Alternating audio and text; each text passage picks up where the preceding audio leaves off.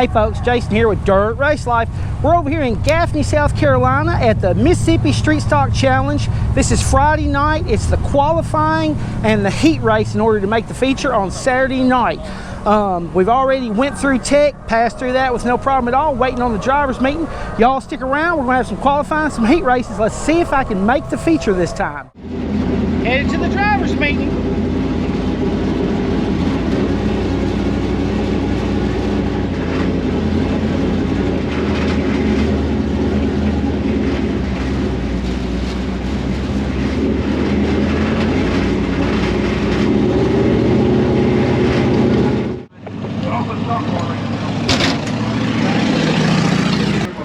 Hell, that beat walking over here because that track is still super muddy slick. I rolled it in. I would bust my tail walking across that thing to try to get down here to that driver's meeting.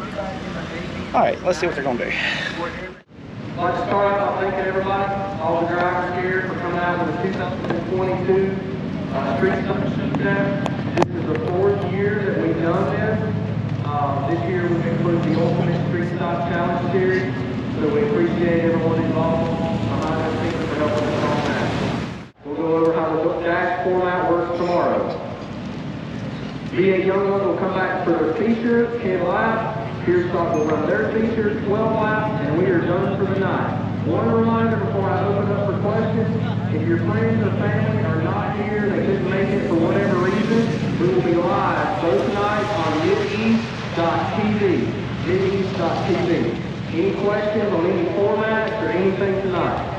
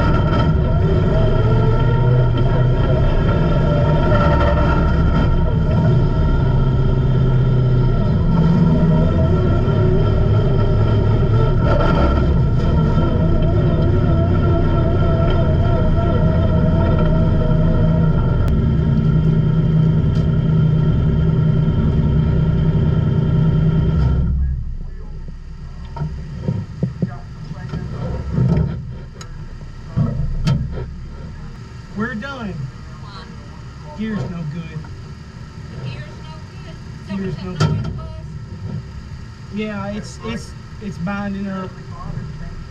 I'm glad I went out and hot lapped and didn't do it in the heat, where I could stop it before, you know, catch it before it explodes. But yeah, I let off the gas and it just seizes. Can't help it. And I mean, it you know, I guarantee you, I mean, no, we're done. We're done. A very expensive set of hot laps right there. Well, this is the bad part of it. We're loading up. It's the most expensive hot laps I have ever run. But honestly, that was just because of the price of fuel. This is the bad side of it. You know, we got a mechanical issue, something's binding up and everything. Park it now before I destroy a lot more stuff before the weekend's over. It is what it is, y'all. That one hurt my feelings a little bit. I was really looking forward to us getting to go to Gaffney, South Carolina and run with Mississippi Street Stock Challenge, you know, at Cherokee Speedway. That was a big deal. It was one on my bucket list that I wanted to be in and everything.